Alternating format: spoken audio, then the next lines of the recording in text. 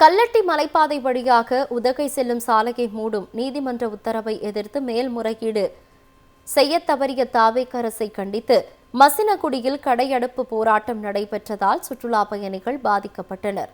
தமிழ்நாடு, கேரளா, கர்நாடகா ஆகிய 3 மாநிலங்களை இணைக்கும் பகுதியாக நீலகிரி மாவட்டம் முதுமலை புலிகள் காப்பகம் அமைந்துள்ளது. இங்குள்ள வனவிலங்குகள் இயற்கை காட்சிகளை கண்டு ரசிக்கவும் இதமான காலநிலையை அனுபவிக்கவும் ஆண்டுதோறும் லட்சக்கணக்கான சுற்றுலா பயணிகள் முதுமலை வந்து செல்கின்றனர். இவ்வாறு வரும் சுற்றுலா பயணிகளை நம்பி மசினகுடி, வாழைத்தோட்டம், மாவனல்லா உட்பட 10க்கும் மேற்பட்ட கிராமங்களில் 1500 குடும்பங்கள் வாழ்ந்து வருகின்றன. இந்த நிலையில் அண்மையில் மசினகுடியிலிருந்து கல்லட்டி வழியாக செல்லும் மலைப்பாதையில் சுற்றுலா வாகனங்கள் செல்ல தடை விதித்து உயர்நீதிமன்றம் உத்தரவிட்டுள்ளது.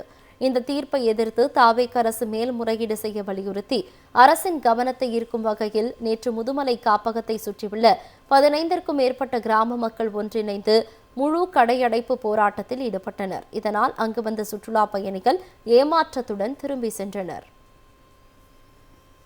வர டூரிஸ்ட் பூரா இங்க வந்து விலங்குகளை சுற்றி பார்த்து போறதை தான் விரும்புறாங்க.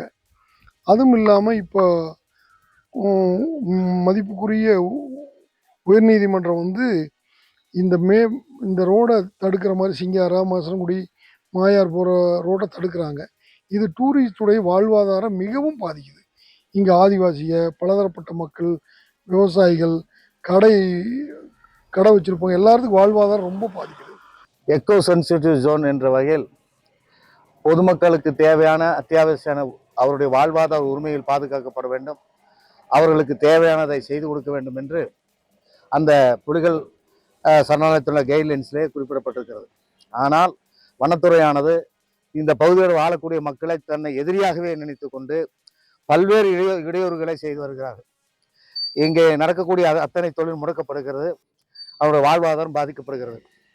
ஏதோ ஒரு வண்டிக்காரங்க தெரியாம ஒரு அனிமல்ஸை டிஸ்டர்ப் பண்ணிட்டாங்கன்ற ஒரு காரணத்தை வைத்துக்கொண்டு இந்த சாலைகளை மூடுவது ஏற்றுக்கொள்ளத்தக்கதல்ல.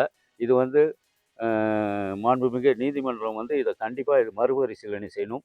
அரசாங்கமும் உடனடியாக போர்க்கால அடிப்படையில் அந்த ஆர்டரை ரத்து செய்யணும். கிட்டத்தட்ட சுற்றுலாவை நம்பியே இங்கே கிட்டத்தட்ட ஒரு 1500 குடும்பங்கள் இங்கே வாழ்ந்துட்டு இருக்காங்க.